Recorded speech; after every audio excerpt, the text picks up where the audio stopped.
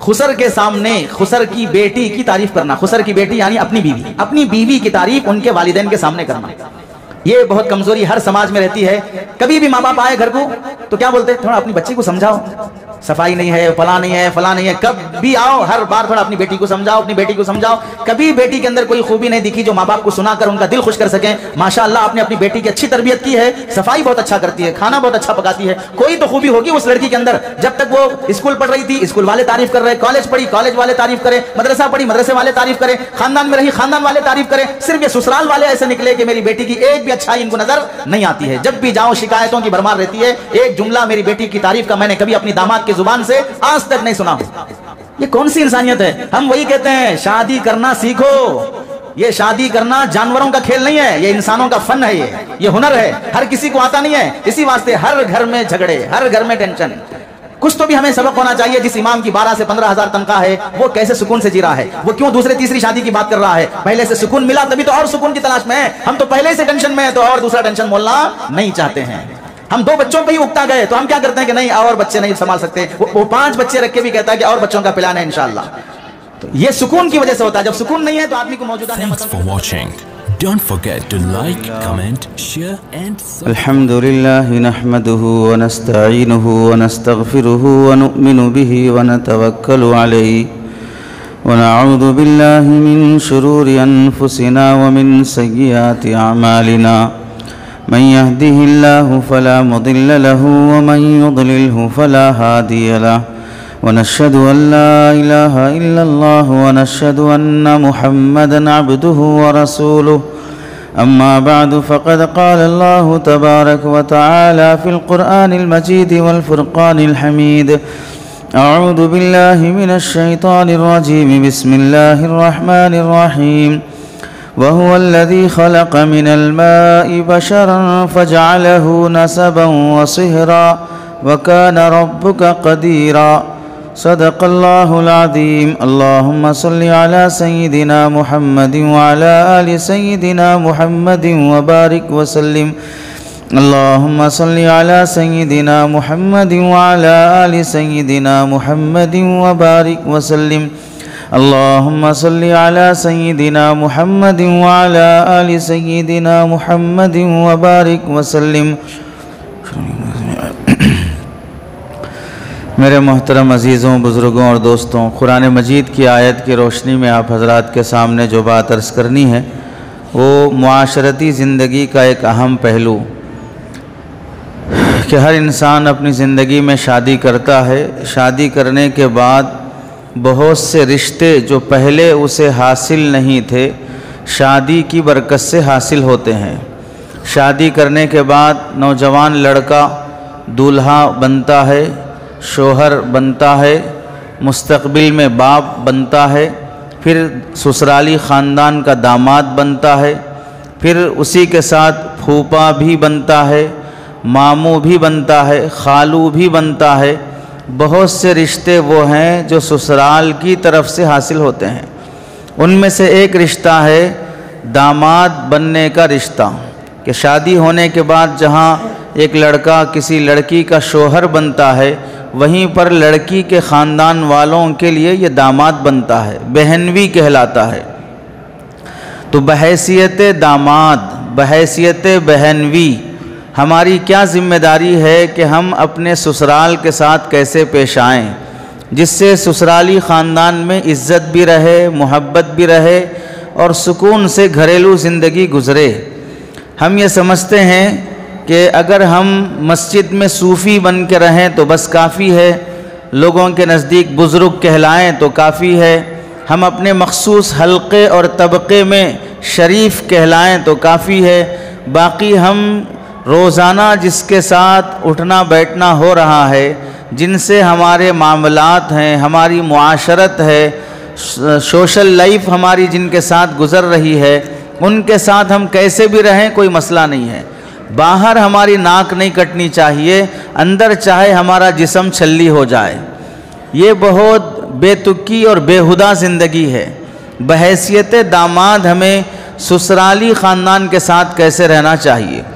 اسی کے ساتھ دوسرا پہلو آتا ہے شادی ہونے کے بعد چاہے بیٹے کی شادی ہو یا بیٹی کی شادی ہو، بیٹی کے باپ اور بیٹے کے باپ کو اپنے ہونے والے داماد سے خسر ہونے کی، سسر ہونے کی نسبت حاصل ہوتی ہے۔ تو بحیثیت خسر اپنے داماد کے ساتھ، داماد کے پریوار کے ساتھ کیسے پیش آنا چاہیے، اس جمعہ صرف بحیثیت داماد ہمیں سسرال کے ساتھ کیسے پیش آنا چاہیے اس عنوان پر بیان کیا جائے گا۔ توفیق ملے تو بحیثیت خسر ہمیں داماد کے خاندان کے ساتھ کیسے پیش آنا چاہیے اس پر اگلے جمعہ بیان کیا جائے گا۔ قرآن مجید کی آیت میں اللہ تعالیٰ ارشاد فرماتے ہیں وَهُوَ الَّذِي خَلَقَ مِنَ الْمَاءِ بَشَرًا، وہی ذات ہے جس نے پانی کے ذریعے سے، مخصوص پانی کے ذریعے سے، من الماء میں الماء پر جو الف لام ہے اس سے مخصوص پانی مراد ہے، ہر پانی سے انسان پیدا نہیں ہوتا ہے، اللہ نے مخصوص پانی سے انسان کو پیدا کیا، انسان میں مرد بھی ہے عورت بھی ہے، فَجْعَلَهُ نَسَبًا وَصِهْرًا، اور پھر اس انسان کے لیے اللہ تعالیٰ نے یہ خاندان دیا، پھر اللہ نے اس انسان کے لیے ایک سسرال بھی دیا۔ اس آیت میں اللہ تعالیٰ نے پہلی نعمت کا ذکر کیا ہے خاندان ملنا، دوسری نعمت کا ذکر کیا ہے سسرال ملنا۔ خاندان ملنا بھی بڑی نعمت ہے، سسرال ملنا بھی بڑی نعمت ہے۔ خاندان ملتا ہے باپ کی وجہ سے، باپ اگر اچھے خاندان کا ہو تو پھر بیٹے اور نسل میں بھی وہی صفات منتقل ہوتے ہیں۔ اسی واسطے لڑکی والے رشتہ کرتے وقت لڑکے کا خاندان دیکھتے ہیں، اور کبھی کبھار لڑکے والے رشتہ کرنے کے لیے کوئی معیاری خاندان نہیں دیکھتے، غریب لڑکی ہے تو بھی ہم شادی کر لیں گے صاحب، غریب بچی رہے تو بھی ہم کر لیں گے۔ کبھی آپ نے سنا نہیں ہوگا بھئی غریب لڑکا رہا تو بھی ہم کر لیں گے صاحب، یہ ادھر سے نہیں چلتا ہے، یہ اس طرف سے چلتا ہے، غریب لڑکی رہی تو بھی ہم کر لیں گے صاحب، بس اچھی رہنا، اخلاق رہنا، فلاں رہنا۔ کبھی آپ نے لڑکی والوں سے نہیں سنا ہوگا غریب لڑکا رہا تو بھی ہم کر لیں گے صاحب، بس اچھا رہنا، اخلاق رہنا، دیندار رہنا۔ پتہ چلا کہ خاندان کا معیار دیکھنے میں عام طور سے لڑکی والے لڑکے میں دیکھتے ہیں، لڑکے والے بھی دیکھتے ہیں، کبھی کبھار خاندان کا معیار نہیں دیکھتے ہیں۔ تو نسب ملنا بھی بڑی نعمت ہے اور سسرالی رشتہ بننا بھی بڑی نعمت ہے۔ وَكَانَ رَبُّكَ قَدِيرًا، اور آپ کا رب بہت قدرت والا ہے۔ اس میں کہنا کیا ہے؟ نسب ملا ہے، اس کا شکر ادا کرو۔ آج دنیا میں جو ترقی یافتہ ممالک ہیں ان کا آپ سروے رپورٹ اٹھا کر دیکھ لیں گے، وہاں پر 40% بچے وہ پیدا ہو رہے ہیں جن کا کوئی نسب نہیں ہے، 60% بچے وہ پیدا ہو رہے ہیں جن کا کوئی نسب نہیں ہے۔ پیدا ہونے والے بچے کو نہیں معلوم کہ اس کا باپ کون ہے، پیدا ہونے والے بچی کو نہیں معلوم کہ اس کی ماں کون ہے، بغیر ماں باپ کی بچے جنم دیے جا رہے ہیں، اور ان کی اکثریت ہو رہی ہے، جس کی وجہ سے یہ بڑے ہونے کے بعد پیدا تو ہو گئے، ان کا باپ نہیں ہے، ان کی ماں نہیں ہے۔ جب دونوں نہیں ہیں، باپ کے طرف کے رشتے بھی نہیں ہیں، چاچا نہیں ہے، تایا نہیں ہے، چچیرے بہنیں نہیں ہیں، چچیری بہنیں نہیں ہیں، پھوپھی نہیں ہے، پھوپھیری بہنیں نہیں ہیں، تو باپ کی طرف کے کوئی رشتے نہیں ہیں۔ ادھر ماں نہیں ہے تو ماں کی طرف کے بھی کوئی رشتے نہیں ہیں، نہ خالہ ہے، نہ ماموں ہے، نہ خلیری بہنیں ہیں، نہ ممیری بہنیں ہیں، نہ نانی ہے، نہ نانا ہے، نہ نواسے ہیں، کوئی رشتہ ادھر سے بھی نہیں ہے۔ تو جب یہ بڑے ہوتے ہیں، زندگی اجیرن، اکیلی زندگی ایسے گزرتی ہے گویا کہ جنگل میں جی رہا ہوں، اور انسان جنگلی نہیں ہے کہ جنگل میں جی سکے، اس کے لیے اللہ نے آبادی رکھی ہے۔ اسی لیے وہاں پر موت کی کثرت ان ترقی یافتہ ممالک میں اسی وجہ سے ہوتی ہے کہ سکون سے جینے کے لیے رشتہ داریاں چاہیے۔ جہاں رشتہ داری نہیں ہوتی ہے وہاں پر بہت بے چینی ہوتی۔ رشتہ داری بہت موقعوں پہ کام آتی ہے۔ گھر والی کی ڈیلیوری کا مسئلہ ہے، ہاسپٹل میں لیڈی ہونا ضروری ہے، ڈاکٹر بولتا ہے کوئی لیڈیز ہے تو بلاؤ، ہم ان سے بات کرنا چاہ رہے ہیں، کوئی رشتہ ہی نہیں ہے تو کس کو لے جا کے رکھو گے؟ ڈیلیوری کے موقع پر اس خاتون کی خدمت کرنے کے لیے عورت کی ضرورت پڑتی ہے، بچے کو نہلانے کے لیے عورت کی ضرورت پڑتی ہے، خوشی اور غم کے موقع پر لڑکی کا انتقال ہو گیا، غسل کون دے گا؟ مرد تھوڑی جا کے غسل دے گا، اس موقع پہ ضرورت پڑتی ہے۔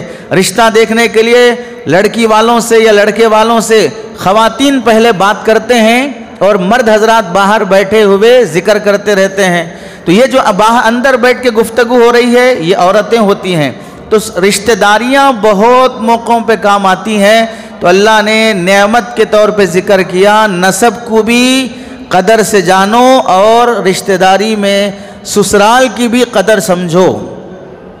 یہ جنہیں نصیب ہو جاتے ہیں آپ دیکھ لو, اگر کسی آدمی کا کسی بڑے گھرانے میں رشتہ ہو گیا, ہو سکتا ہے کہ وہ سیاسی لیڈر ہو تو داماد کو پوسٹ دے دے گا, ہو سکتا ہے کہ اگر وہ مالدار ہو بزنس میں پارٹنر بنا لے گا, ہو سکتا ہے کہ وہ کسی کالج کا کسی کمپنی کا سی او ہو تو وہ اپنے داماد کو پوسٹ دے دے گا.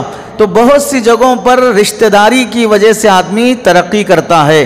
تو اللہ اسے فرماتے ہیں نسب کی بھی قدر کرو اور سسرال کی بھی قدر کرو. ہمیں اس آیت سے رشتہ داری کی نعمت سمجھنا چاہیے کہ سسرالی رشتہ نہیں ہوگا تو انسان کئی رشتوں سے محروم ہو جاتا ہے. اگر کسی لڑکے کا لڑکی سے نکاح نہیں ہوا, نکاح کے بغیر ناجائز سمبند رہے, اس سے چاہے اولاد ہو یا نہ ہو, بہر صورت وہ اولاد حرام کہلائے گی. حرام کی اولاد کو رشتہ داریاں نصیب نہیں ہوتی ہیں, حرامی بچوں کو رشتہ داریاں نصیب نہیں ہوتی ہیں. گلی چلتا ہوا کوئی حرام کا پلہ آ کر یہ کہے آپ میرے چاچا ہیں, آپ میرے ماموں ہیں, آپ میرے باپ ہیں, تو آپ کو خود شرم آئے گی کہ بھئی یہ کون ہے جو مجھے باپ کہہ رہا ہے. میں نے تو کسی عورت کے ساتھ کوئی ایسا رشتہ قائم ہی نہیں کیا, تو پھر باپ کیسے بن گیا, میں چاچا کیسے بن گیا. سماج میں جو چھوٹی چھوٹی بات پہ بولتے ہیں کہ چاچا ہٹو, چچا ہٹو, ماموں ہٹو, یہ سماج کے القاب ہیں, اس سے صحیح رشتہ داری مراد نہیں ہے. ماموں بنانے کے لیے بھی کبھی کبھار ماموں بولتے ہیں لوگ, اس سے صحیح رشتہ داری قائم کرنا مراد نہیں ہوتا ہے. تو رشتہ داریوں جب شادی ہوتی ہے لڑکا اور لڑکی کی تو پھر ماموں بننا, خالہ بننا, نانا بننا, نانی بننا, ممیرے بھائی بہنیں, خلیرے بھائی بہنیں, نواسے, داماد, بہو, خسر, سالے, سالیاں, یہ سب رشتہ داریاں آتی ہیں سسرال کی طرف سے. بیوی کا بھائی بچوں کا ماموں بنے گا, بیوی کی بہن بچوں کی خالہ بنے گی, پھر بیوی کے ماں باپ بچوں کے نانا نانی بنیں گے, پھر بیوی کے بھائی اور بہن کے بچے ممیرے اور خلیرے بھائی بہن بنیں گے, پھر اسی بیوی سے ہونے والے بچے اپنے اس بیوی کے ماں باپ کے لیے نواسے نواسیاں بنیں گے, یہ ان کے لیے نانا بنیں گے, اور یہی بیوی اپنے خاندان کے لیے بہو بنے گی, ہم ان کے لیے داماد بنیں گے. اسی بیوی کا باپ ہمارے لیے خسر بنے گا, اسی بیوی کے بھائی ہمارے لیے سالے بنیں گے, اسی بیوی کی بہنیں ہمارے لیے سالیاں بنیں گی. یہ سارے رشتہ داریاں جو بنتی ہیں یہ شادی کے بعد ہونے والے رشتے سے بنتی ہیں. تو اب سمجھو جو لوگ یہ کہہ رہے ہیں لیو ان ریلیشن شپ, تعلقات بنا کے رکھو, بس شادی کرنا کیا ضروری ہے, چائے پینے کے لیے ہوٹل نہیں کھولتے, سیکس کرنے کے لیے بیوی کیوں پالتے ہو, یہ حیوانوں کا دماغ ہے, یہ جانوروں کا دماغ ہے. جانور بھی کبھی سیکس کرنے کے لیے شادی نہیں کرتا ہے. آج تک کسی گدھے نے بھی گدھے کی بارات نہیں دیکھی ہوگی, آج تک کسی کتے نے بھی اپنے ہی پریوار میں کسی کتے کی بارات نہیں دیکھی ہوگی. جانور ہیں جو بغیر نکاح کے زندگی گزارتے ہیں. انسانوں کو اللہ نے نکاح کا سسٹم دیا ہے جس سے رشتہ داریاں قائم ہوتی ہیں. نکاح کے بغیر اگر کسی سے ریلیشن ہو جائے تو اس سے رشتہ داری قائم نہیں ہو سکتی. ہرگز وہ ماموں, خالہ, چاچا, تایا نہیں بنیں گے. زنا کرنے والا منہ چھپاتے پھرتا ہے, رشتہ داری بتاتے نہیں پھرتا. نکاح کے بعد اگر اولاد ہو جائے فخر سے کہے گا میرا بیٹا ہے, فخر سے کہا میری بیٹی ہے, فرسٹ رینک سے پاس ہوئی ہے. زنا کے بعد بچے ہو جائیں پھر کہ میرا حرام کا بچہ ہے, فرسٹ رینک سے پاس ہوا ہے. آج تک کوئی نہیں ہوگا جو فخر سے کہے گا میرا حرام کا تعلق ہے فلاں سے. یہ منہ چھپانے والی باتیں ہیں, رشتہ داریاں بتائی جاتی ہیں. اگر کہیں آس پاس میں کسی سے کوئی انٹروڈکشن ہوا, بھئی فلاں آدمی کو جانتے ہیں آپ, ہاں جانتا ہوں, وہ میرے رشتے میں ہیں, وہ میرے رشتے کے سالے ہوتے ہیں. یہ فخر سے کہے گا کب, جب نکاح سے رشتہ بنا ہو. اور اگر حرام کاظری سے رشتہ بنا ہو تو نہیں کہ وہ میرے حرام کے سالے ہیں, میرے وہ حرام کی سالیاں ہیں. ایسا کبھی انسان انٹروڈکشن نہیں کرائے گا, اس واسطے کہ حرام سے کوئی رشتہ قائم نہیں ہو سکتا ہے. حلال اور حرام کا فرق وہی ہے جو شربت اور شراب کا ہے, جو دودھ اور پیشاب کا ہے.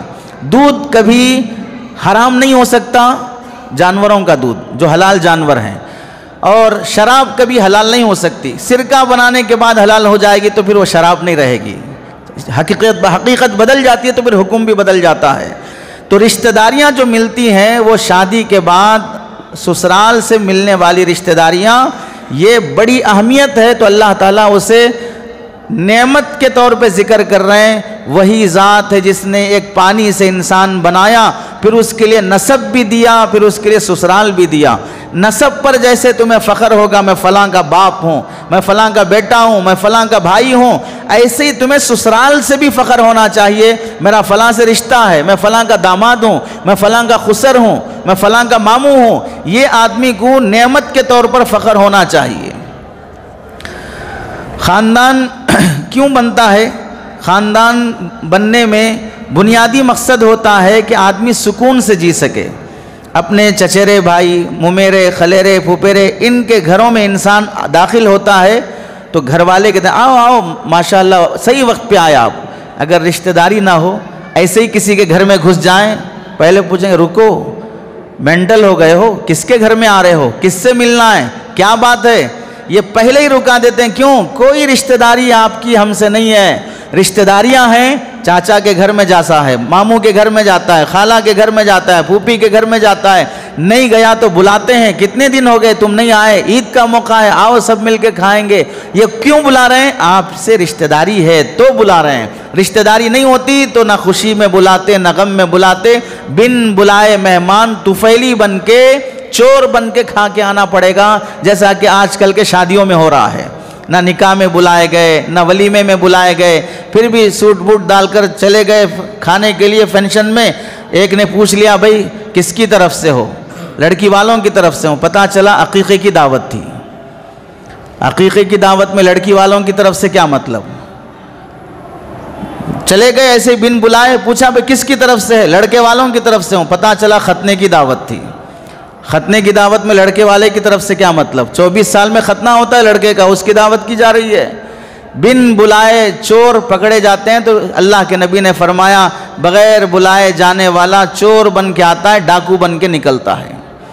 نہیں جانا چاہیے ایسی دعوتوں میں جہاں پر بلایا نہیں جاتا۔ یہ بالکل نامناسب بات ہے کہ بلایا آپ کو گیا ہے لیکن آپ فیملی کو لے کے جا رہے ہیں۔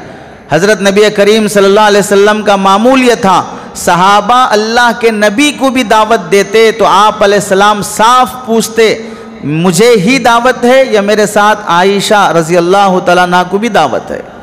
اگر صحابی کہتے نہیں صرف آپ کی دعوت ہے، حضرت عائشہ کی نہیں ہے، تو صرف آپ قبول کرتے، حضرت عائشہ کو اس میں شریک نہیں کرتے، اور کبھی منع کر دیتے نہیں جب میرے گھر والی کی دعوت نہیں تو میں بھی نہیں آؤں گا۔ تو یہ لحاظ سکھایا کہ جس کو بلایا جائے وہی شریک ہو، جس کو بلایا نہ جائے وہ منہ مارنے نہ جائے۔ یہ کوئی چراگاہ نہیں ہے جہاں پر ہر بیل آ کر چرنا شروع کر دے۔ ایک سسٹم ہے جہاں پر لوگ کھانا ایک حساب سے بناتے ہیں کہ 400 لوگ کھائیں گے، ایکسٹرا کر لو تو ایک 50 آدمی زائد ہوں گے، لیکن 400 کی جگہ 600 آ گئے تو شرمندگی کس کی ہوگی؟ بعض مرتبہ جو اصل خاندان والے ہیں جن کو دعوت دی گئی ہے ان کو کھانا نہیں ملتا ہے تو ان خاندانوں میں انبن ہو جاتی ہے۔ کیا بخیل قسم کے ہیں، کھانا کم پڑ گیا، ناک کٹ گئی ہمارے اور دوست کھانے کے لیے باقی ہیں اور رشتہ دار باقی ہیں، کتنا کم کھانا بنائے؟ پتہ چلا کھانا کم نہیں بنائے تھے، طفیلیوں نے، چوروں نے آ کر کھانا پہلے کھا لیا، جس کی وجہ سے اصل مہمانوں کو کھانا نہیں ملا۔ تو یہ جو خاندان ہے، خاندان کی وجہ سے ایک دوسرے کے گھروں میں آنے جانے کی اجازت، ایک دوسرے کے غم اور خوشی میں شریک ہونے کے موقع خاندان کی وجہ سے ملتے ہیں۔ تیسری بات، خاندان بنانے کی حکمت ایک یہ بھی ہے کہ آدمی اپنی ضرورتیں پوری کرنے میں ایک دوسرے کا معاون بن سکے اور بنا سکے۔ ہمیں کوئی پریشانی ہے تو ہم مدد مانگنے کے لیے پہلے کسے ڈھونڈتے ہیں؟ میرے بھائی کو پوچھتا ہوں، میری بہن سے بات کرتا ہوں، میرے خالو سے پوچھتا ہوں، میرے چاچا سے پوچھتا ہوں۔ انسان ابھی اپنے کسی بھی پریشانی میں اپنے خاندان کو پہلے رکھتا ہے کہ وہ اس کی ہیلپ کریں گے، وہ اس کی مدد کریں گے۔ اسی لیے 18ویں پارے میں اللہ تعالیٰ نے رشتہ داریوں سے متعلق بہت تفصیل سے ذکر فرمایا ہے۔ سورہ نور ہر مسلمان کو پڑھنا چاہیے، ہر خاتون کو پڑھنا چاہیے۔ تو یہ جو تعلقات ہیں وہ اگر درست ہوں گے، چاچا کا، ماموں کا، خالہ کا، بہن کا، بھائی کا، خسر کا، داماد کا، ساس کا، بہو کا، سالے کا، سالیوں کا، ان کے حقوق ادا کیے جائیں گے تو پھر گھر میں بھی سکون سے زندگی گزر سکتی ہے۔ ادھر سالے سے لڑ کے آ رہے، بیوی سے پیار دکھا رہے ہیں، سکون نہیں ہوگا۔ ادھر خسر سے لڑ کے آ رہے ہیں، ادھر بیوی سے محبت دکھا رہے ہیں، جس کے باپ سے لڑ کے آ رہے ہو اس کی بیٹی تم سے محبت دکھائے گی۔ یہ نادانی والی حرکتیں ہیں۔ تو اگر گھر کا سکون ہونا ہے تو بحیثیت شوہر جہاں بیوی کی ذمہ داریاں پوری کرنا ہے، وہیں بحیثیت داماد ہمیں خسر کے ساتھ، اپنے سالوں اور سالیوں کے ساتھ بھی حسن سلوک سے پیش آنا چاہیے۔ کیا ہے حسن سلوک اور ذمہ داریاں؟ سب سے پہلی ذمہ داری جو داماد بن چکے ہیں اور جو داماد بننے کی خواہش رکھتے ہیں اور رکھنا چاہیے، نہیں رکھیں گے خواہش تو پھر ڈاؤٹ ہوگا کہ مرد ہے کہ نہیں ہے۔ تو داماد بن چکے ہیں تو ان کی ذمہ داری ہے بحیثیت داماد سسرال کی عزت کرنا، سسرال سے محبت کرنا، جیسے اپنے خاندان کی عزت کرتے ہو اور اپنے خاندان سے محبت کرتے ہو، ایسے ہی سسرال کی عزت کرنا یہ ضروری ہے۔ عزت کے تحت میں ہی علماء نے لکھا ہے کہ اپنے بیوی کے بھائیوں کو سالہ کے لفظ سے نہ پکارو۔ میں جو بیان میں بول رہا ہوں ظاہر سی بات ہے میں کسی اپنے سالے سے مخاطب نہیں ہوں۔ ایک سماج میں جو سالہ عرف ہے، بھائی کا بہن، بیوی کا بھائی، اس کا تعارف مقصود ہے، اس کے جہد سے بولنا مقصود ہے۔ لیکن جب ہم اپنے حقیقی سالے سے یعنی اپنے بیوی کے بھائی سے جب ہم بات کریں گے تو ان کے نام سے بولیں گے، ان کے عہدے سے بولیں گے، کسی سے تعارف کرائیں گے تو ہم کہیں گے یہ ہمارے بچوں کے ماموں ہیں، یہ ہماری گھر والی کے بھائی ہیں۔ یہ بھی تعارف کا طریقہ ہے۔ یہ ہمارے خسر صاحب کے فرزند ہیں، یہ ہمارے نسبتی برادر ہیں، بردر ان لا ہیں۔ اس طریقے سے انسان تعارف کرا سکتا ہے۔ گالی دے کر ہی تعارف کرانا کوئی ضروری نہیں ہے۔ لوگ بڑے شوق سے تعارف کرا دیے ہمارے سالے صاحب ہیں، عزت چلی گئی پھر بھی صاحب لگا کر عزت رکھ رہے ہیں۔ سالے صاحب، صاحب عزت کے لیے بولتے ہیں، وہ سالے بول کے تو عزت نکال ہی دیے، اب صاحب بول کے وہ عزت رکھنا چاہ رہے ہیں۔ تعارف کا طریقہ دوسرے طریقے سے وہ، جیسے یہ ایسا کہتے ہیں یہ ہماری امی ہیں، یہ ہمارے والدہ ہیں، ایسا نہیں کہتے کہ یہ ہمارے باپ کی بیوی ہیں۔ تعارف کا جو طریقہ ہے ویسے ہی سالے کے بجائے یہ تعارف کا طریقہ ہو سکتا ہے کہ ہمارے بچوں کے ماموں ہیں، یہ ہمارے گھر والی کے بھائی ہیں۔ تو یہ عزت اور احترام میں داخل ہے۔ تو آپ سمجھیں سماج میں جو لفظ گالی بن چکا ہے اس سے اگرچہ کہ ایک رشتہ بھی ثابت ہوتا ہے، پھر بھی علماء یہ لکھتے ہیں کہ اس میں عزت اسی میں ہے کہ جو لفظ گالی بن چکا ہے اسے چھوڑ دو، عزت احترام والا لفظ استعمال کرو۔ یہ اسلام کی تعلیم ہے۔ اسے ایک دوسری مثال سے سمجھو، زنا کرنے والی عورت، لفظ زنا جیسے ہی زبان پر آتا ہے تو ایک طرح کی گھن آتی ہے باحیا پاک دامن لوگوں کو۔ سیکس کا لفظ جب زبان پر آتا ہے تو لوگوں کو گھن آتی ہے۔ لیکن اب زانیہ طائفہ عورتوں کے لیے سماج یہ کہتا ہے کہ انہیں زانیہ مت کہو، انہیں دھندے والی مت کہو، سیکس ورکرز کہو۔ جیسے آپ کو چائے بسکٹ اور بریانی دینے کے لیے، سروس کرنے کے لیے ہوٹل میں بہت سے ویٹرز ہوتے ہیں، یہ بھی یہ تمہاری خدمت کر رہے ہیں۔ تمہاری پیٹ کی خدمت ہے تو تمہاری وہ خدمت پوری ہو رہی ہے ہوٹل میں، تو تمہاری شرمگاہ کی خدمت ہے تو وہ پوری ہو رہی کسی کلب میں اور ڈھابے پہ۔ تو لوگ بدکاروں کو بھی عزت سے پکارو، یہ بول رہے ہیں۔ جو لوگ معذور ہیں انہیں معذور مت کہو۔ ہینڈی کیپ کا لقب دینے سے بھی لوگ اعتراض کرتے ہیں، حتیٰ کہ لوگوں کو اس پر بھی اعتراض ہے کہ کافر کو کافر مت کہو، اس پر بھی لوگ اعتراض کرتے ہیں۔ پتہ چلا کہ برائی کو ڈھانپنے کا سماج ایک چادر بناتا ہے، تو پھر اسلام یہ کہتا ہے کہ بھئی اچھائی کو پھر اچھے انداز سے پکارنے کا انداز کیوں نہیں اپناتے ہو۔ تو عزت دینے میں اس بات کا بھی دخل ہے کہ اپنے سالوں اور سالیوں کا تخاطب، ان سے بات کرنے کا انداز بھی عزت اور احترام پر مشتمل ہو۔ اکثر گھر کی عورتیں اپنے شوہروں سے اسی بات کا جھگڑا کرتی ہیں کہ مجھے اس گھر میں کوئی عزت نہیں ہے، میرے خاندان کی عزت نہیں ہے۔ جب بھی کسی بات پر میاں بیوی کا جھگڑا ہو جاتا ہے، خاندانی ہی ویسا ہے تمہارا، تمہارے باپ بھی ویسے، تمہارے بھائی بھی ایسے، تمہارے فلاں بھی ایسے، پوروں کو شریف داماد پوروں کو گن دیتا ہے۔ ہم یہ پوچھتے ہیں جب منگنی کرنے گئے تھے تب کیا تمہیں کوئی زو دکھا تھا کیا، پارک جہاں پر جانور رہتے تھے؟ جب تم منگنی کرنے گئے تھے تب بھی یہی خاندان تھا، تب بھی اسی کے یہی بھائی تھے، تب بھی اسی کے یہی ماں باپ تھے۔ اس نے 2025 میں سال بدلنے کی طرح ماں باپ تو چینج نہیں کیا ہے، بھائی بہنوں کو تو بدلا نہیں ہے۔ تو اس وقت تو تمہیں ان کے باپ بھی اچھے دکھے، بھائی بھی اچھے دکھے، سالیاں بھی اچھی دکھیں، سب میں دلچسپی دکھائے۔ اب تھوڑا سا جھگڑا ہو گیا، جس پر جھگڑا ہوا ہے اس کی اصلاح کی بات نہیں کی جاتی ہے، سیدھے خاندان کو گن دیا جاتا ہے۔ بے عزتی کے ساتھ بیوی شوہر کے ساتھ سکون سے جی نہیں سکتی ہے اور نہ شوہر کو سکون پہنچا سکتی ہے۔ بہت سی بیویوں کا مطالبہ شوہروں سے صرف اتنا ہے کہ تم مجھے عزت دے کے بات کرو، میری خاندان میں عزت رکھو، ٹانگ کھینچنے کے واسطے تمہاری بہنیں کافی ہیں۔ نڑن جو کہلاتی ہے، نڑن عام زبان میں اگر بولا نڑلے پہ بیٹھ کے کھینچنے والی، گلے پہ بیٹھ کے کھینچنے والی، تو نڑن جو ہوتی ہیں عام طور سے بھاوچ کے لیے وہ حضرت اسرائیل کا کام انجام دیتی ہیں۔ بہت سے گھروں میں نڑن کافی ہے گھر برباد کرنے کے لیے۔ حضرت تھانوی رحمۃ اللہ علیہ نے لکھا ہے بعض گھروں میں ایسی نڑنیں بھی پائی جاتی ہیں جو بھاوچ کے بیڈ روم کی دیوار سے کان لگا کر باتیں سن کر پھر صبح گھر میں فساد مچاتی ہیں۔ میں سنی بھابھی رات میں بھیا کو ایسا بول رہی تھی، کون سننے کے لیے کہا ہے، کیا ضرورت ہے تمہیں اندر کی باتیں، لیکن یہ بے وقوفی اور حماقت ہے۔ فارسی کی ایک کتاب ہے حکایت اللطیف، اس میں قصہ لکھا ہے۔ ایک آدمی خط لکھ رہا تھا، بازو آدمی بیٹھا تھا، وہ اس کے خط کو پڑھ رہا تھا کیا لکھ رہا ہے، تو لکھنے والے کو محسوس ہوا کہ میرے بازو والا پڑھ رہا ہے۔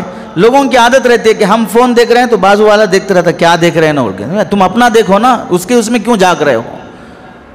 لوگوں کو جھانکنے کی بڑی عادت رہتی ہے، ہم کچھ بھی کریں جھانکیں گے، وہ پیجامہ کھول لے گا تو جھانکیں گے جا کے۔ بے شرمی کی انتہا ہے لوگوں کی، ہر چیز بازو والے کی جھانکنا۔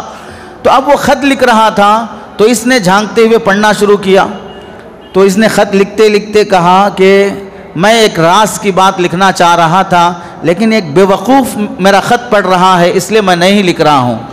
تو اس کو غصہ آیا، کہا تم مجھے بے وقوف لکھتے ہو؟ اس نے کہا میں تمہیں کب لکھا ہوں، تمہیں کیسے معلوم ہوا کہ میں بے وقوف لکھا ہوں، میں پڑھ رہا ہوں تمہارا خط۔ تو اس نے کہا یہ بے وقوفی نہیں ہے کہ دوسرے کا خط نہیں پڑھنا چاہیے، یہ حماقت نہیں کہ دوسرے کا میسج پڑھ رہے ہو۔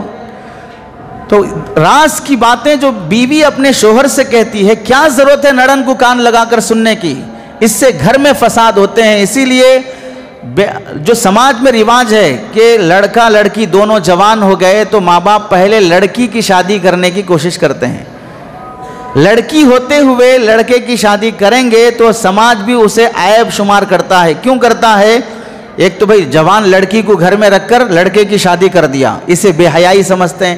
دوسری وجہ یہ ہے، اس وجہ کو میں صحیح سمجھتا ہوں کہ یہ لڑکی شادی شدہ نہ ہو اور گھر میں کنواری بیٹھے اور بھیا کی شادی ہو جائے تو پھر بھیا کی زندگی برباد کرنے کے لیے یہ بہن کافی ہے۔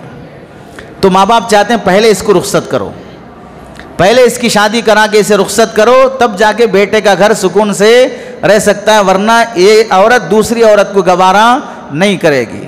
جتنی کمیاں جتنے عیب نکالے جاتے ہیں ساس بعد میں نکالے گی، نڑن پہلے نکالے گی۔ جتنی نڑنیں شادی کے بعد واپس اپنے میکے بار بار آتی رہتی ہیں وہ اپنا سسرال بھی اجاڑتی ہیں، اپنا میکہ بھی اجاڑتی ہیں۔ ہر مہینے سسرال کے گھر سے چلی گئی اماں کے گھر، ہر مہینہ جا رہی ہیں، ہفتے ہفتے بیٹھ رہی ہیں، ادھر سسرال میں نفرت پیدا ہو جائے گی، آزادی منمانی آ جائے گی، اور ادھر میکے آنے کے بعد بھی شرافت سے نہیں رہتے، یہاں باوچ کی ٹانگ کھینچتے رہتے، کپڑے کیسا دھوئے، برتن کیسا دھوئے، کتنے بجے اٹھے، بچوں کو کیسا رکھے، کھانا کیسا بنائے، سب کھجاتے رہیں گے، ادھر میکہ بھی برباد کریں گے، ادھر سسرال بھی برباد کریں گے۔ تو عزت دینے میں یہ بات داخل ہے کہ بہت سی خواتین اپنے شوہروں سے صرف عزت چاہتی ہیں کہ پیار سے بات کرو، عزت سے بات کرو۔ تمہاری بہنیں عیب نکال رہی، دیورانی جٹانی عیب نکال رہی، ساس غلطیاں نکال رہی، خاندان کی عورتیں آئیں وہ ٹوک رہی ہیں، آخر شوہر بھی عزت نہیں دے گا تو پھر وہ عورت کہاں سے عزت چاہے گی؟ تو داماد کی پہلی ذمہ داری ہے کہ اپنے سسرال کی عزت کرنا اور ان سے محبت کرنا. کتنے واقعات ایسے افسوسناک ہیں کہ سالہ بہنوی کا قتل کر دیا، بہنوی سالے کا قتل کر دیا. یہ رشتہ داریاں ایک دوسرے کے ہیلپ کے لیے ہوتی ہیں. پتہ چلا کہ ہمارے بہنوی کو کوئی مار رہا ہے، سالے بچانے کے لیے آتے ہیں. پتہ چلا سالے صاحب کا کسی سے جھگڑا ہو رہا ہے، بہنوی دفاع کرنے کے لیے آتا ہے. افسوس یہ عزت اور محبت نہیں ہونے کی وجہ سے خود سالہ بہنوی کو قتل کر رہا ہے، یعنی بھائی اپنی بہن کو بیوہ کر رہا ہے. بہنوی کے انتقال ہونے کے بعد کون بیوہ ہو جائے گی؟ خود بہن بیوہ ہو جائے گی. کیوں قتل کر رہا ہے؟ کہ ہمارے بہنوی نے دوسرا نکاح کر لیا. دوسرا نکاح کر لیا تو قتل کرنے کا حق تیرے باپ کو کس نے دیا ہے؟ اسے شریعت اختیار دیتی ہے کہ تم دوسرا نکاح کرنا چاہو تو کر سکو.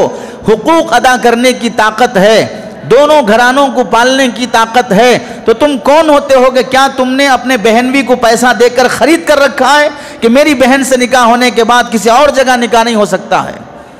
نارمل قتل کرنے والے کو قرآن مجید 5ویں پارے میں جہنم کی وعید سناتا ہے، خالدین فیہا ابدا، ہمیشہ کی جہنم رہے گی. یہاں تو سبب بھی نہیں پایا جاتا ہے قتل کرنے کا، پھر بھی قتل کر رہے ہو. تو کتنے بڑے خاندان کو بچے یتیم ہو گئے، گھر والی اس کی بہن، تمہاری خود بہن بیوہ ہو جاتی ہے، اس کے ماں باپ بے سہارا ہو جاتے ہیں صرف اپنے جھوٹے اور غلیظ جذبات کی وجہ سے کہ میرے بہن بھی دوسرا نکاح کیسے کر سکتے ہیں. ہم نے کسی کو پیسہ دے کر خریدا نہیں ہے. داماد بنا لینے کا مطلب کہ وہ اب کچھ بھی نہیں کر سکتا ہے. ارے داماد شراب پی لے، سالوں کو کچھ کہنے کی ہمت نہیں ہوتی ہے. داماد بدکاری کر لے تو خود سسر کو کچھ کہنے کا حق کہنے کی طاقت نہیں ہوتی ہے. منہ نہیں اٹھتا ہے بولنے کے لیے کہ ہمارے داماد ایسا کر رہے ہیں. لوگوں کو بولتے پھریں گے، روتے پھریں گے. بدکاری کر رہا ہے تو قتل کرنے کی جرات نہیں آتی ہے. نکاح ثانی کرتا ہے تو قتل کرنے کی ہمت آ جاتی ہے. حرام پر روک پیدا نہیں ہوئی ہے، حلال پہ روکنے چلے ہیں. تو داماد ہونے کی حیثیت سے ہمیں ایک دوسرے کی عزت اور احترام اور محبت کرنا ضروری ہے. بد زبانی بدگمانی سے خاندان اور سوشل لائف برباد ہو جاتی ہے، گھریلو زندگی. دوسری ذمہ داری ہے بحیثیت داماد ہونے کی، خوشیوں میں شریک کرنا، مشورہ لینا، سننا اور مفید مشورہ دینا. کہ ہمارے یہاں بچہ ہوا ہے تو سناؤ اپنے سسرال کو، سالوں کو اور ادھر کے خاندان والوں کو.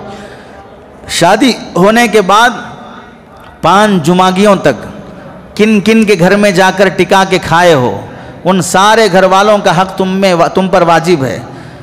کس کس کے، یہ جمعگی ان کے گھر میں، وہ جمعگی ان کے گھر میں، یہ سارا کھائے. ولیمے کا ڈریس 5ویں جمعگی کو ٹائٹ ہو گیا، اتنا کھایا ہے، 10 کلو وزن بڑھ گیا 5 جمعوں میں. تو پھر یہ جتنے گھر میں جا کے کھائے ہو، ہدیے لیے ہو، تحفے لیے ہو، اور اگر کوئی نہیں بلایا تو اس کے نہ بلانے پر بیوی پہ برسے ہو. تمہارے وہ خالہ بلش نے ہمارے کو، تمہارے ماموں بلش نے ہمارے شوگر سے مر رہا ہے، پھر بھی دعوتوں کی فکر ہے. یہ جتنے گھروں میں جا کر کھائے ہو اور یہ کھانا ناحق کھائے ہو. جمعگی کی دعوت رسم و رواج میں سے جو جائز نہیں ہے، زبردستی کی دعوتیں ہیں جو شریعت میں جائز نہیں ہے. یہ جن سے بھی آپ کا کھانے ہدیہ لینے کا تعلق رہا ہے، خوشیوں کے موقع پر ان سب کو دعوت دینا، خوشیوں کے موقع پر ان کو شریک کرنا. وہ دوسرے موقعوں پر ہم کو دعوت دے تو اہتمام سے جانا. جمعگیوں کے موقع پہ دعوت نہیں دیے تو شکایت کیے، دوسرے موقعوں پہ بلا رہے ہیں تو جانے کے لیے تیار نہیں ہے، بیوی کو بھیجنے کے لیے تیار نہیں ہے. پہلے کیوں چلے گئے بن بلائے کے؟ نہیں بلائے تو بھی کیوں شکایت کیے؟ اب بیچارے بلا رہے ہیں، اپنے یہاں شادی ہے، گھر کی اوپننگ ہے، کوئی خوشی کا موقع ہے، وہ بول رہے ہیں تھوڑا بچی کو بھیجاؤ تو نہیں بھیجا رہے ہیں. کس قدر خناس صفت ہے یہ رشتہ داریاں توڑنے کی. تو جن سے ہمارا سسرالی رشتہ ہے ان سے خوشیوں میں شریک کرنا ان کو، اور ان سے مفید مشورے لیتے رہنا، سنتے رہنا، اور مفید مشورے دینے کی ضرورت پڑے تو ہیلپ کرتے رہنا چاہیے. تیسری ذمہ داری ہے بحیثیت داماد ہونے کی، حسب سہولت اپنے سسرالی رشتہ داروں کو وقتاً فوقتاً ہدیہ دیتے رہنا. یہ تصور بالکل غلط ہے کہ میں داماد ہوں، مجھے ہر سال سسرال کی طرف سے کپڑے ملنا چاہیے.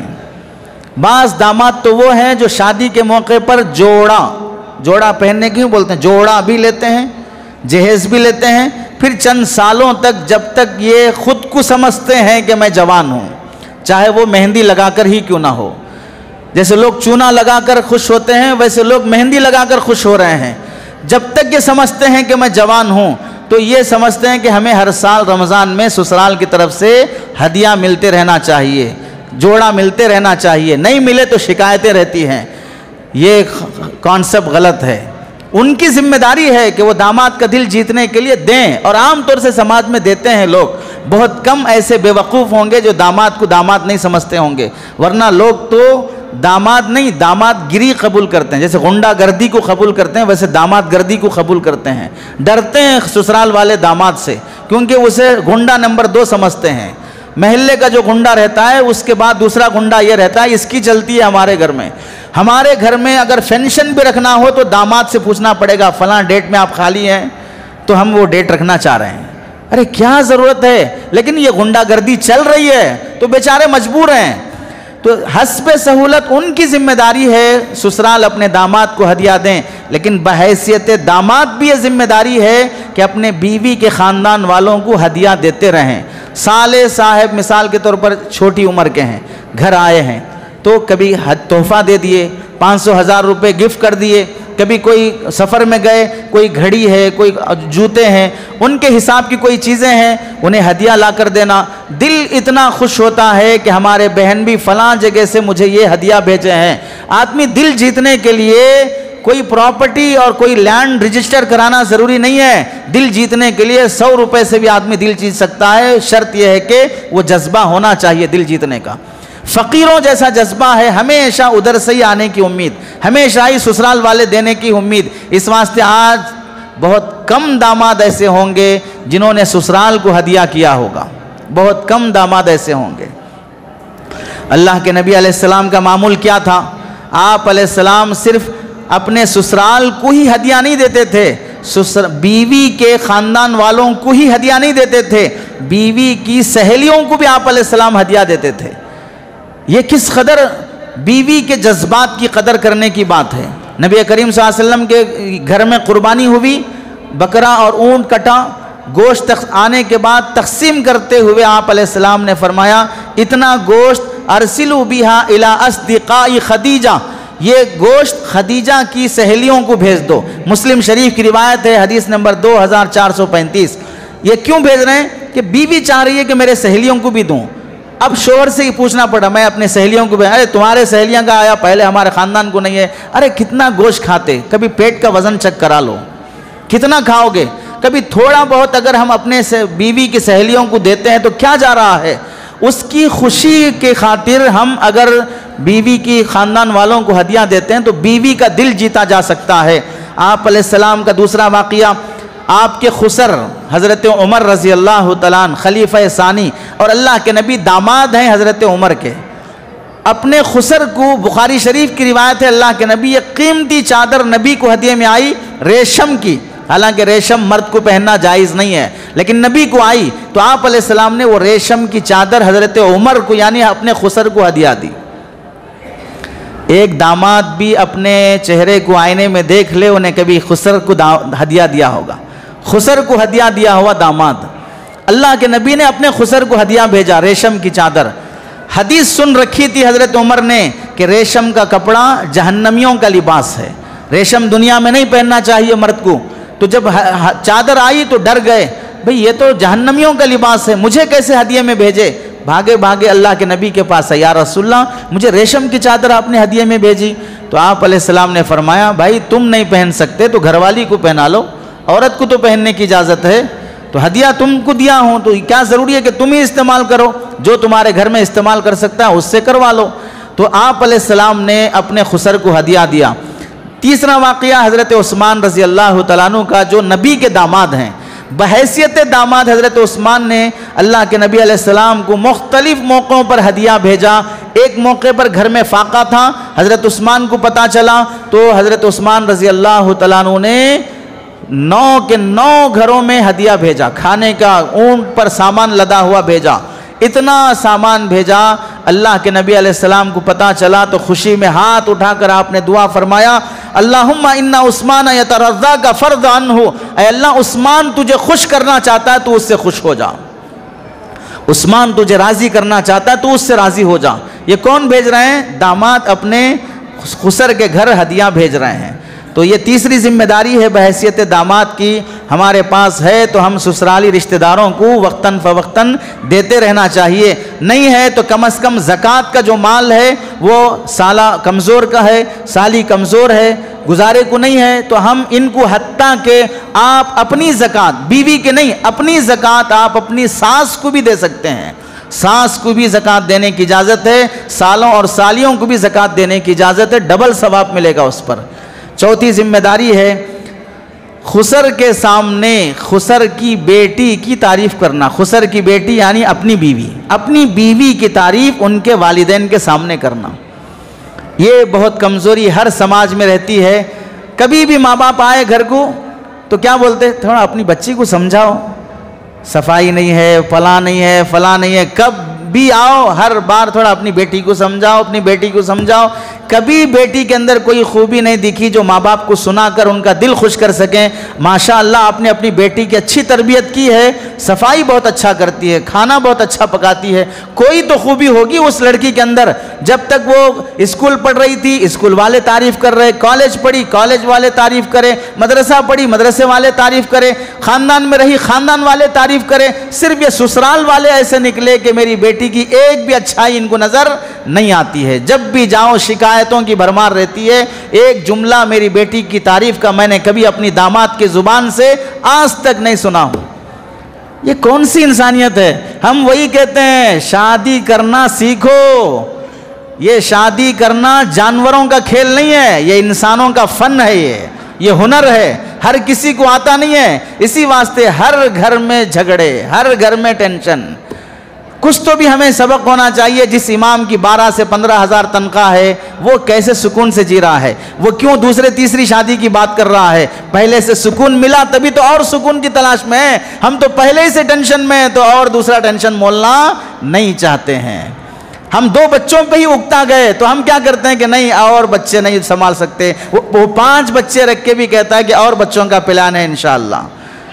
تو یہ سکون کی وجہ سے ہوتا ہے. جب سکون نہیں ہے تو آدمی کو موجودہ نعمتوں کی بھی قدر نہیں ہوتی ہے. تو اپنے سسرال کے سامنے اپنی بیوی کی تعریف کرنا.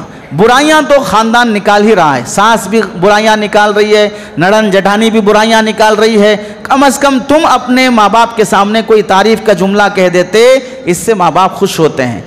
چونکہ آپ سمجھیں کوئی باپ اپنی بیٹی کو بگاڑتا ہے، کوئی ماں باپ اپنی بچی کو برا بنا کر پیش کرتے ہیں، وہ تربیت کرتے ہیں. غلطی ہو جائے تو ماں باپ خود ڈانٹتے ہیں، سدھارتے ہیں، سدھار کر سمجھا کر اسے سکھا کر بھیجتے ہیں کہ اپنے شوہر کے ساتھ ایسے رہو، ساس کے ساتھ ایسے رہو، ان کی خدمت کرو، جواب مت دو. یہ ماں باپ بتاتے ہیں. اس کے باوجود بھی اگر غلطی ہو جاتی ہے جذبات کی وجہ سے تو اس کا الزام ماں باپ کو دینا کہ تم اپنی بیٹی کو سدھارے نہیں ہو، تم اپنی بیٹی کو بگاڑ دیے ہو، اس طرح کے الزامات. ہو سکتا ہے کہ بعض گھروں میں بگاڑا جاتا ہو، ممکن ہے ایسا بھی، اس سے انکار نہیں ہے، لیکن ہمیں یہ دیکھنا چاہیے کہ میرے گھر میں کیسا چل رہا ہے.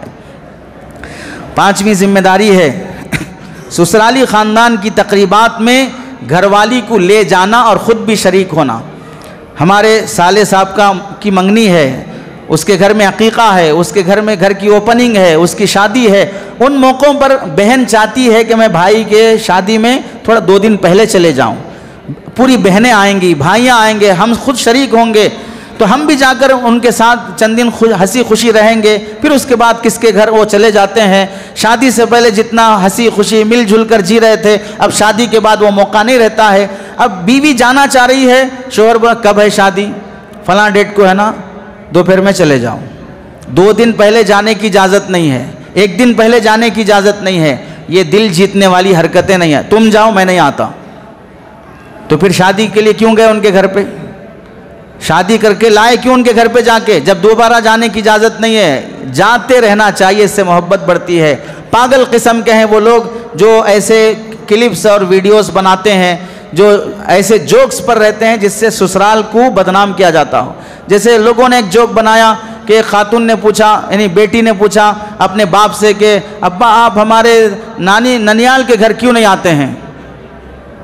تو باپ جواب دے رہا ہے کہ بیٹا میں گیا تھا، ایک بار گیا تھا، پوری بارات لے کر گیا تھا. کہاں پر؟ پاگل خانے گیا تھا. تو سسرال کو کہہ رہا پاگل خانے گیا تھا.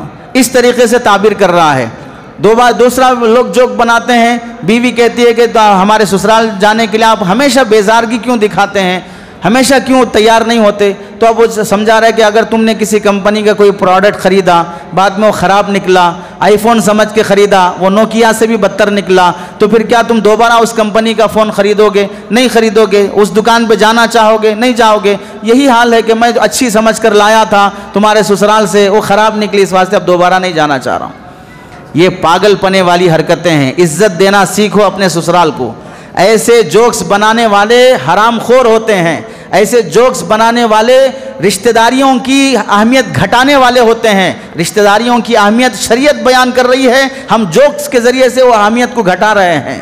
چھٹویں ذمہ داری ہوتی ہے گھر والی کو میکے جانے کی وقتاً فوقتاً اجازت دینا، فون پہ بات کرنے کو الاؤ رکھنا، سخت پابندی نہیں اب شادی ہو کے آ گئی، ہم جب مناسب سمجھتے تبھی بھیجیں گے، بار بار نہیں بھیجیں گے، ہمیشہ پوچھنے نہیں آنا۔ پوچھنے کے لیے بھی عجیب انداز ہے لوگوں کا، پہلے اماں کو فون کر کے پوچھو، پھر باپ کو فون کر کے پوچھو، پھر بڑی بہن اگر بیٹھی ہے وہاں پر جنات بن کر اس سے پوچھو، پھر اس کے بعد مجھ سے پوچھو۔ یہ پورے جناتوں کا خاندان مل کر انسان بنے گا تب جا کے اجازت ملے گی۔ ارے بیوی کو بھجانے کے لیے صرف شوہر کی اجازت کافی ہے، سسرال کی اجازت کی کوئی حیثیت نہیں ہے۔ ہاں بڑے ہونے کے حساب سے بہو کی ذمہ داری ہے کہ جاتے ہوئے یہ کہے کہ میں اپنے ماں کے گھر جا کے آنا چاہتی ہوں۔ تمہاری بیٹی اگر تمہارے گھر آنا چاہے اور تمہارے سسرال والے ویسے اسے ٹارچر کریں تو کیا ہوگا جب اپنی بہو کے ساتھ ایسا کیا جاتا ہے؟ بیٹے کی ذمہ داری ہے وہ خود پوچھ لے اپنے ماں باپ سے کہ میں اپنی بیوی کو بھجانا چاہتا ہوں۔ بیوی کی یہ ذمہ داری نہیں ہے کہ سسرال سے پوچھے، بیوی کے ماں باپ کی یہ ذمہ داری نہیں ہے کہ سسرال سے پوچھیں کہ ہم اپنے سمدن سے پوچھ کر اجازت دیں گے تو پھر جانا پڑے گا۔ یہ جو دباؤ والی شکلیں سماج میں پائی جاتی ہیں، اس کی وجہ سے خاندانوں میں سکون نہیں ہے۔ ہر شخص دروازہ بند کرنے کے بعد ایک دوسرے کی برائیاں کر رہا ہے، کبھی کسی کی تعریف اور ہاتھ اٹھا کر دعا کرنا بھی نصیب نہیں ہو رہا ہے۔ ساتویں ذمہ داری ہے کہ جب ہم جاتے ہیں تو ویسے ہی اگر سسرال آئیں، سالے سالیاں ہمارے گھر آئیں تو ان کا ویلکم اور استقبال بھی کرنا چاہیے۔ اور ساتویں ذمہ داری ہے کہ ایسے موضوعات نہیں چھیڑنا جس سے سسرال میں جھگڑا ہوتا ہو۔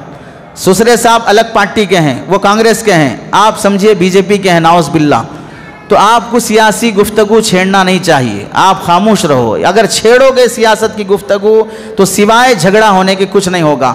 آپ الگ جماعت کے ہیں، یہ الگ جماعت کے ہیں، رہو اپنی اپنی جگہ پر، اب جماعت کا قصہ ہی مت چھیڑو۔ آپ الگ تنظیم کے ہیں، وہ الگ تنظیم کے ہیں، مت چھیڑو تنظیموں کے تذکرے، اگر چھیڑو گے تو جھگڑے ہوں گے۔ چنانچہ ہماری آنکھوں نے دیکھا، کانوں نے سنا کہ انہی نامناسب جھگڑوں کی وجہ سے بیٹی کو طلاق دی جا رہی ہے، بیوی کو طلاق دی جا رہی ہے کہ وہ فلاں تنظیم کی ہے، فلاں جماعت کی ہے، ہم فلاں جماعت کے ہیں، اس واسطے ہم قبول نہیں کریں گے۔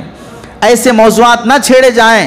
چنانچہ آپ دیکھیں حضرت ابو العاص رضی اللہ تعالیٰ نبی کریم صلی اللہ علیہ وسلم کے بڑے داماد ہیں، حضرت زینب رضی اللہ تعالیٰ عنہ کے شوہر، مکے کے کافروں نے دباؤ ڈالا، تم کافر ہو، اپنے باپ دادا کے دین پر ہو، وہ مسلمان ہو چکے ہیں، نعوذ باللہ دین سے نکل چکے ہیں، ان کی بیٹی کو طلاق دے دو۔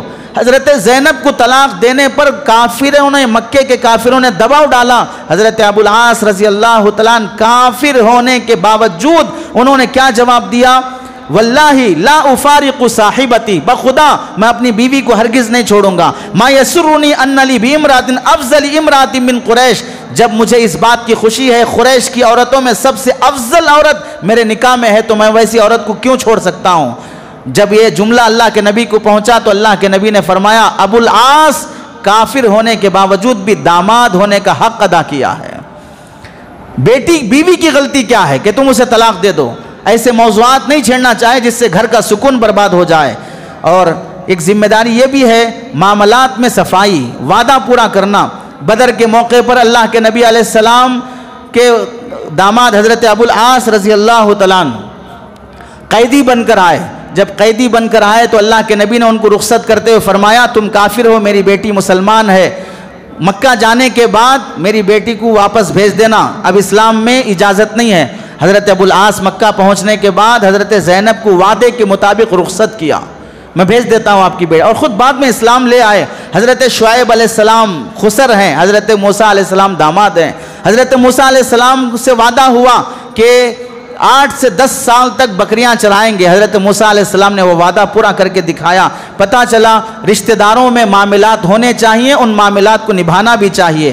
اور ایک ذمہ داری یہ بھی ہے، سسرال میں اگر بیماری ہو جائے، کوئی بیمار ہو جائیں، کوئی انتقال ہو جائیں، اہتمام سے جانا، تعزیت کرنا، ان کی ضرورتوں میں حصہ لینا۔ فتح مکہ کے موقع پر حضرت عائشہ رضی اللہ تعالیٰ عنہ کے دادا حضرت ابوبکر رضی اللہ تعالیٰ عنہ کے والد بوڑھے ہو گئے، کمزور ہو گئے، ایمان لانے کے لیے خود چل کر آئے۔ اللہ کے نبی کا ان سے سسرالی رشتہ ہے، نبی داماد ہیں، تو آپ نے فرمایا بوڑھے آدمی کو تم نے تکلیف کیوں دی؟ کلمہ پڑھنا تھا تو میں خود گھر آ کے کلمہ پڑھا دیتا تھا۔ یہ آپ علیہ السلام رشتہ داری کا حق ادا فرما رہے ہیں۔ اب ہمارے یہاں پر چھوٹے چھوٹے باتوں پہ بہانے، نہیں بھیج سکتے ہم، نہیں آ سکتے ہم، فلاں کام ہے، کچھ بھی نہیں ہوگا، پھر بھی لوگ سمجھتے ہیں ہم انکار کر دیں گے تو ہماری عزت بڑھ جائے گی۔ عزت نہیں بڑھے گی، کچھ بھی عزت نہیں بڑھے گی۔ عزت بڑھتی کب ہے؟ جب تھی تو بڑھتی ہے، تو پہلے ہی ختم ہو چکی ہے۔ 5ویں جمعگی کے بعد، بلکہ پہلی ڈیلیوری کے بعد عزت ختم ہو چکی ہے، چونکہ پہلی ڈیلیوری تک پورا سسرال اپنی اصلیت دکھا دیتا ہے۔ پہلی ڈیلیوری اماں کے گھر میں ہونا، خرچہ پورا وہ برداشت کرنا، ہم کچھ بھی نہیں کریں گے، 7ویں مہینے میں بھیجیں گے، گود بھرائی کی رسم ہوگی، یہ پورے جو بھکاریوں کے کام ہوتے ہیں اس میں اصلیت آ جاتی ہے۔ اب یہ تصور نکال دینا کہ ہماری عزت ہے، اگر نہیں ہے یہ رسومات پھر تو ہم یہ کہہ سکتے ہیں کہ عزت باقی ہے۔ اور ایک ذمہ داری یہ بھی ہے رشتہ داروں کے معقول رشتہ داری، مثلا ہماری بیوی کے خاندان میں ایسے لڑکے یا لڑکیاں ہیں جن سے ہم اپنے بچوں کی رشتہ داری کر سکتے ہیں، تو اس میں بیزارگی نہیں دکھانا، نہیں تمہارے گھر میں اب دوبارہ کوئی رشتہ نہیں کرتا میں، ایک کر لیا بہت ہے بس، ایسے جملے نہیں کہنا۔ اللہ کے نبی علیہ السلام نے اپنی پہلی بیٹی حضرت زینب کا نکاح حضرت ابو العاص سے جو کیا ہے، حضرت خدیجہ کی بہن کی بیٹے سے کیا ہے۔ حضرت خدیجہ نبی کی بیوی ہیں، ان کی بیٹی حضرت زینب، ان کا نکاح ہو رہا ہے حضرت خدیجہ کی بہن کے بیٹے حضرت ابو العاص سے۔ پتہ چلا سسرالی رشتے کو اللہ کے نبی علیہ السلام نے ترجیح دی ہے اپنے بچوں کا نکاح کرنے میں بھی، اور اسے علماء نے لکھا یہ چیز صلہ رحمی میں داخل ہے، اس سے رشتہ داریاں اور مضبوط ہوتی ہیں۔ لوگ کہتے ہیں نہیں بھئی خاندان میں کبھی نکاح نہیں کرنا ہے، خاندان سے باہر جاؤ، جہاں وہاں پر پاک دامن نہ ملے، وہاں پر داغدار ملے، چونکہ ہمیں معلوم نہیں ہے اس واسطے ہم کہیں گے نہیں ٹھیک ہے چلتا سب، ہم نے معلوم نہیں نا، یہ معلوم ہے اس واسطے یہاں پر انکار کر دیتے ہیں۔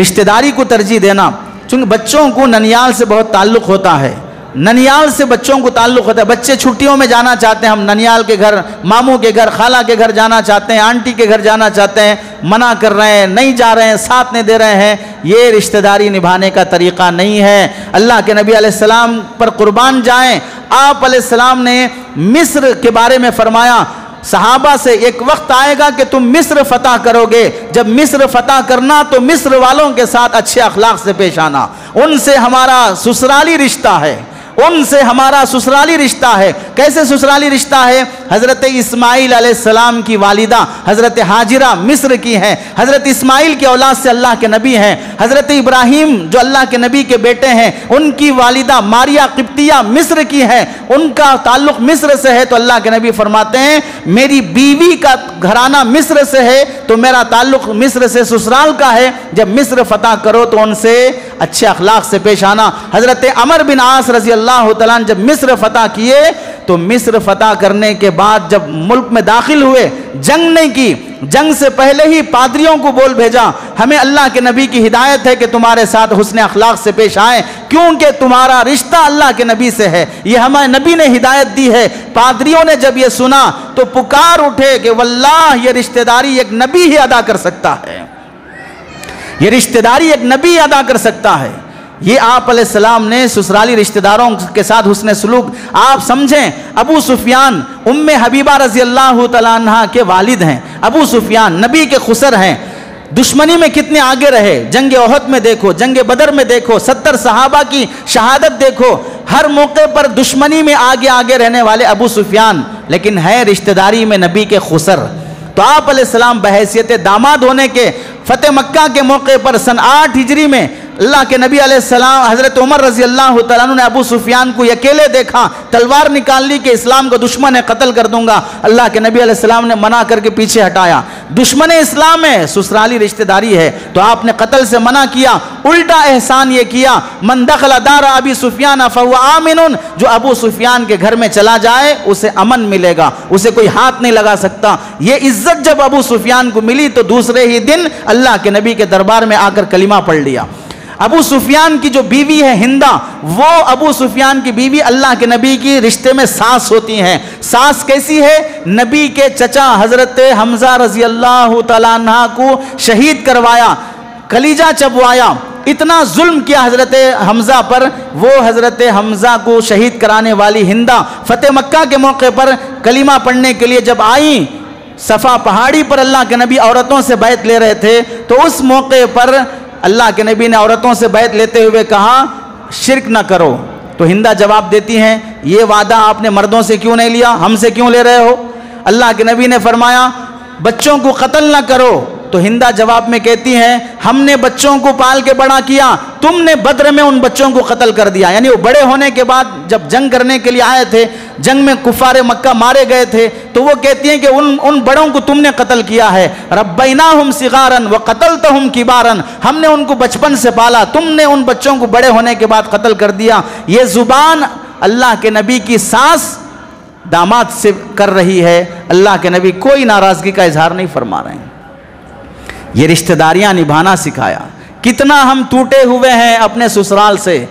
اللہ کے نبی علیہ السلام نے حضرت عبداللہ رضی اللہ تعالیٰ عنہ کو دیکھا، جو حضرت حفصہ کے بھائی ہیں، عمر رضی اللہ تعالیٰ عنہ کے بیٹے ہیں۔ حضرت حفصہ سے پوچھا تمہیں اپنے بھائی سے محبت ہے؟ تو حضرت حفصہ نے کہا بھائی سے تو محبت ہوتی ہے ہر بہن کو۔ تو اللہ کے نبی نے فرمایا ارا عبداللہ رجلا صالحا، میں بھی عبداللہ کو بہت نیک آدمی سمجھتا ہوں۔